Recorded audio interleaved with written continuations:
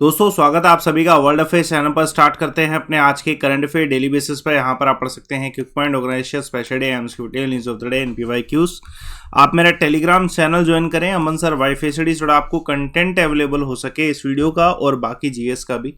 चलिए पहला current affair आज का देखिए। हाल फिलहाल में विश्व भारती जो कि रविंद्रनाथ टैगोर जी से संबंधित है, इसको वर्ल्ड फर्स्ट लिविंग हेरिटेज घोषित करने की बात की गई है। तो इसके बारे में जानते हैं। देखिए विश्व भारती यूनिवर्सिटी रविंद्रनाथ टैगोर जी के द्वारा 1921 में स्थापित की गई थी। तो ये दुनिया की world first living heritage university है। अब बेसिकली लिविंग हेरिटेज यूनिवर्सिटी का डिफरेंस क्या है? ज़्यादातर जो हेरिटेज टैग होता है वो एक डेड मोन्यूमेंट को मिलता है, लेकिन ये पहली ऐसी यूनिवर्सिटी, लिविंग यूनिवर्सिटी मतलब ये फंक्शनल है अभी, और इसको जो है हेरिटेज टैग मिल रहा है। तो यूनिवर्सिटी को हेरिटेज टैग जो है 20-23 अप्रैल और मई के बीच में यूनेस्को दे देगा। होपफुली ये टैग ज़रूर मिलेगा। इसके बारे में और भी जानेंगे। पहले एक क्वेश्चन आप सभी के सामने, इसमें से कौन सी फंडामेंटल ड्यूटी नहीं है? आंसर कमेंट बॉक्स पे दीजिएगा। चलिए तो इसके बारे में जानते हैं। ये जो विश्व भारती यूनिवर्सिटी बनाई गई थी, इसको ये लोकेटेड है शांति निकेतन, वेस्ट बंगाल में, और इसकी स्थापना 1921 में हुई। हमारे नोबेल लॉरिएट सबसे पहले लिटरेचर के रविंद्रनाथ टैगोर जी के द्वारा की गई थी। ठीक है, मई 1922 में इसे रजिस्टर कराया गया था। ये एक ओपन एयर एजुकेशन यूनिवर्सिटी बनाई गई थी उस समय की, जिसको प्रमोट भी किया था। यूनेस्को ने 1922 में विश्व भारती को इनोग्रेट किया था सेंटर ऑफ कल्चर के रूप में, जिसमें बहुत कुछ जो है आज के समय में सिखाया जाता है। चलिए एक और करंट अफेयर, प्रधानमंत्री मुद्रा योजना।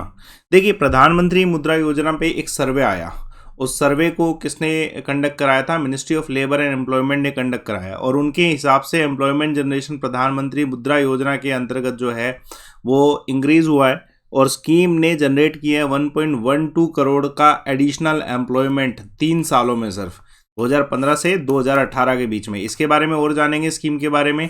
पहले एक क्वेश्चन, पुणे पैक्ट महात्मा गांधी जी और कौन से व्यक्ति के बीच में साइन किया गया था? आंसर कमेंट बॉक्स पे दीजिएगा। चलिए तो जानते हैं इसके बारे में। देखिए प्रधानमंत्री मुद्रा योजना गवर्नमेंट ऑफ इंडिया के द्वारा 2015 में लॉन्च की गई थी। ये एक कोलेटरल फ्री इंस्टीट्यूशनल लोन होता है 10 लाख के आसपास का, जो स्मॉल बिजनेस प्राइजेस को मिलता है, एंटरप्राइजेस को। 2016 से 17 के बीच में अगर देखा जाए, इसमें बहुत सारी एक्टिविटीज़ को ऐड किया गया, एग्रीकल्चर, फिशिंग, डेयरी और फूड प्रोसेसिंग को भी। अगर राजस्थान स्टेट का ही आंकड़ा देखा जाए तो 81 लाख का जो लोन लिया गया, उसमें से 52 लाख जो है वुमेन एंटरप्रेन्योर्स को जो लोन मिला है प्रधानमंत्री मुद्रा योजना के अंतर्गत ही मिला है। चलिए तो एक और करंट अफेयर देखिएगा, वेरी इंपॉर्टेंट वन। हाल फिलहाल में नेशनल आइस हॉकी चैंपियनशिप 2023 हुआ, और ये किसने जीता? तो हमारी आर्म फोर्सेस में आईटीबीपी के द्वारा ये जीता गया।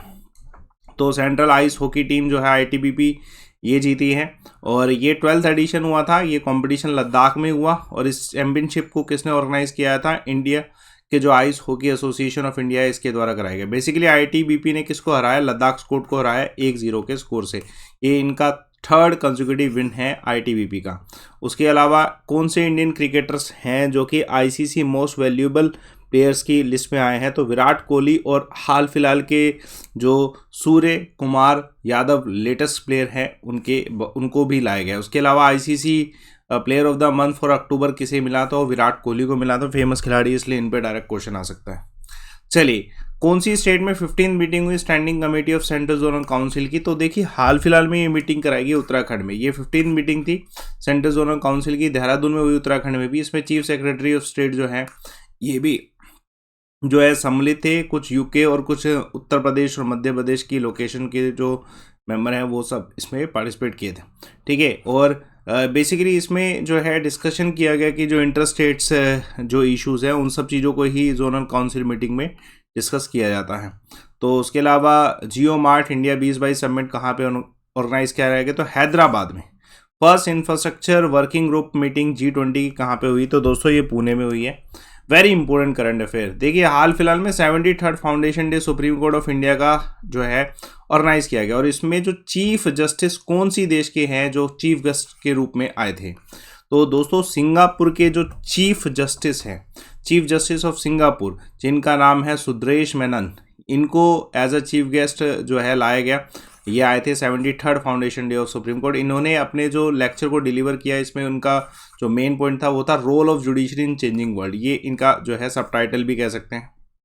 उसके अलावा ग्रेट बैरियर रीफ जो है हाल फिलहाल में वर्ल्ड हेरिटेज साइट की लिस्ट में लाए गए। ये कहाँ पे है? ऑस्ट्रेलिया में। बहुत ही ज़्यादा फेमस है।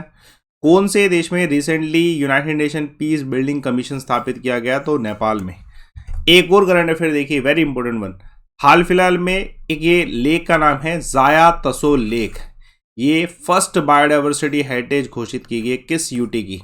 तो बेसिकली लद्दाख है। देखिए लद्दाख भी हाल फिलहाल में यूटी बना है, तो इसके लिए तो ये फर्स्ट बायोडाइवर्सिटी हेरिटेज साइट होगा। तो जाया तसो लेक जो है ये फर्स्ट बायोडाइवर्सिटी हेरिटेज है लद्दाख से, जो कि बायोडाइवर्सिटी एक्ट के अंतर्गत आता है। ठीक है, तो ये Himalaya project, secure Himalaya project के अंतर्गत ही इसे लाया गया है। ये लेक 4000 की ऊपर हाइट पर लद्दाख में सिचुएटेड है, जो कि एक बहुत ब्यूटीफुल प्लेस है, लोग विजिट भी करते हैं यहाँ पे। तो उसके अलावा जो मैमलू केव जो है ये जो है कौन सी स्टेट में, जिसे world first 100 IUGC geological site में लाया गया? तो मेघालय। महानंदी कोलफील्ड जो है, जो चंद्रशेखर आज़ाद इको पार्क कोल म्यूजियम के नाम से रखा गया है, तो ये कहाँ पे है? तो ये उड़ीसा में।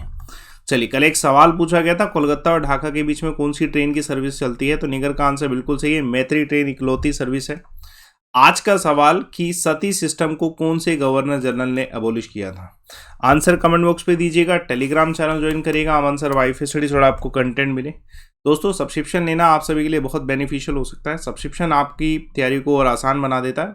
एक सिंगल हैंडेड सब्सक्रिप्शन लीजिए, अनलिमिटेड होगा, और उसमें आपको डिस्काउंट लेना ज़रूरी है, क्योंकि देखो डिस्काउंट से आपकी फ़ीस कम हो जाएगी। सिंपल है, कोई भी सब्सक्रिप्शन लो, बस एक कोड लगाओ लाइवमन, जिससे आपका ऑटोमेटिकली फ़ीस कम हो जाए। ये यूटिलाइज़ करिए समय पे। बाकी सेशन को लाइक करिए, शेयर करिए, चैनल को सब्सक्राइब करिए। Thanks a lot for watching.